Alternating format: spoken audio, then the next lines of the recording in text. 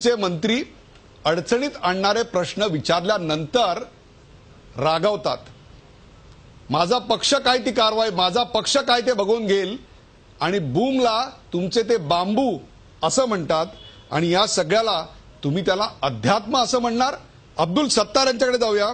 अब्दुल सत्तार, यापूर्वी महाराष्ट्रामध्ये मला याच्यावर बोलू दे ना डॉक्टर साहेब। तुम्हाला बोलू देणार आहे पूर्णपणे। सर्वात जास्त तुम्हाला संधी देणार आहे राम कदम, तुम्हाला परवा सर्वात जास्त संधी देणार आहे। याचं कारण जेवढे जास्त बोलाल तेवढे महाराष्ट्रासमोर याच्यातल्या सत्य उघड होणार आहे। बरं, आपण जाऊया अब्दुल सत्तार यांच्याकडे। अब्दुल सत्तार, महाराष्ट्रामध्ये काही फेमस वाक्य होती, बड़े बड़े शहरों में छोटे छोटे हादसे होते ही रहते हैं, किंवा धरणात जर पाणी नसेल किंवा हे सगळी वाक्य तुम्हाला आठवत आहेत, त्याच पंक्तीत बसणारं त्या सगळ्याला उद्दामपणा म्हणून महाराष्ट्राने ठोकून काढलं होतं। त्यानंतर एका मंत्र्याला राजीनामा द्यायला होता, एकाला आत्मक्लेश करून घ्यायला लागलेला होता। त्याच पंक्तीत बसणारं हे कृत्य नाही का अब्दुल सत्तार?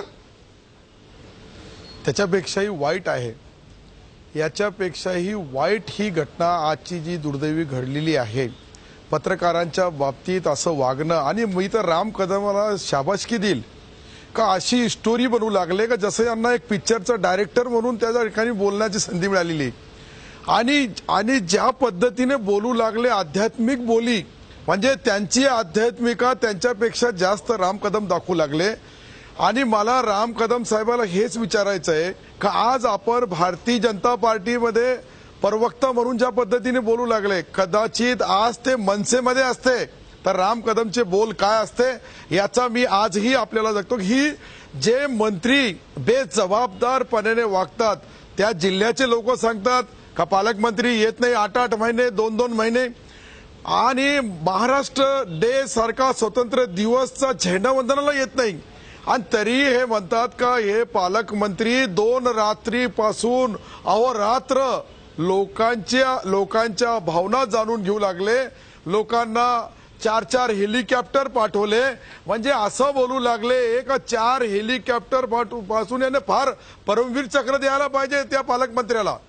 अरे खरं म्हणजे उद्या आम्ही सभागृहामध्ये हे विचारणार मुख्यमंत्री महोदयांना का आपण असे बेजबाबदार पालकमंत्र्याला मंत्रिमंडळातून ताबडतोब त्यांना राजीनामा घ्यायला पाहिजे, आणि नाही राजीनामा दिला तर त्याची हकालपट्टी करायला पाहिजे। उद्या आम्ही त्या सभागृहामध्ये पूर्ण विरोधी पक्ष नेते सहित आम्ही हा विषय मांडणार आहे। कुमार सप्तर्षी, एकीकडे मंत्र्यांना एकीकडे लोकांचे जीव जात आहेत तर दुसरीकडे मंत्री उद्दामपणे उत्तर देत आहेत, आणि त्याहीपेक्षा मुख्यमंत्र्यांच्या मागे उभं राहून अशा गंभीर प्रसंगी सेल्फी काढतायत। याला उद्दामपणा नाही तर तुम्ही काय म्हणणार का? याला आमचे परम मित्र राम कदम म्हणतात त्याप्रमाणे आता हरिभक्त परायण हे विशेषण, ही उपाधी आम्ही काय यांना पण लावायची का? प्रकाश मेहताना पण लावायची? हरिभक्त परायण आहेत म्हणून सेल्फी परायण म्हणायचं का त्यांना? नाही, हे काही अध्यात्मासाठी राजकारणात आलेले लोक नाही आहेत। खरे आध्यात्मिक लोक राजकारणामध्ये अशा पद्धतीने येते नाहीत, अशा पद्धतीने आले तर वागत नाहीत। आता राम कदम येते त्यामुळे ते काय कशाचंही काही करून समर्थन करतायत, तो विषय सोडून द्या। पण एक लोकप्रतिनिधी आणि विशेषतः संपर्क मंत्र्याच्या हातामध्ये ऍडमिनिस्ट्रेशन असतं, तो दिशा देत असतो ऍडमिनिस्ट्रेशनला। कलेक्टर, डीएसपी किंवा जे मोठे अधिकारी आहेत त्यांना तो दिशा दिग्दर्शन देत असतो। तर हे गृहस्थ नाही आले तर समजा नाही आले तर नम्रता पाहिजे ना। हे जे आता राम कदम सांगत होते, काही सांगायचं की बाबा मी दुसऱ्या कामात होतो किंवा माझी समाधी लागली होती त्यामुळे मी उच्च आत्म्याच्या लेवलला होतो, त्यामुळे या अशा नदीच्या आणि ऍक्सिडेंटच्या याला काही आलो नाही, मी मंत्री नव्हतो, काल मी स्वर्गलोकी होतो, असं सांगायचं, काही सांगायचं। पण आल्यानंतर चिडायचं काय कारण आहे?